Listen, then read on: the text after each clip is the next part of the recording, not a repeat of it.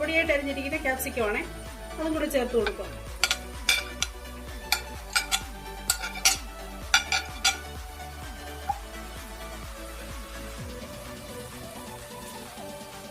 നന്നായിട്ടൊന്ന് യോജിപ്പിക്കാം.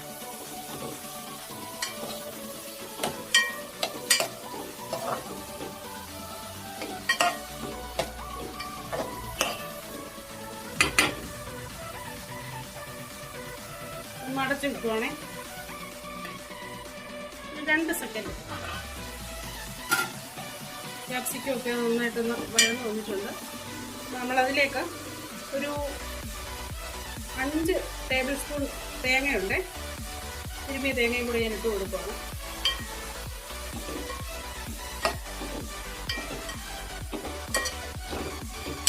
ഇത് നന്നായിട്ട് വേകണം, ഒത്തിരി സമയമൊന്നും എടുക്കത്തില്ല. ക്യാപ്സിക്കം തോരന്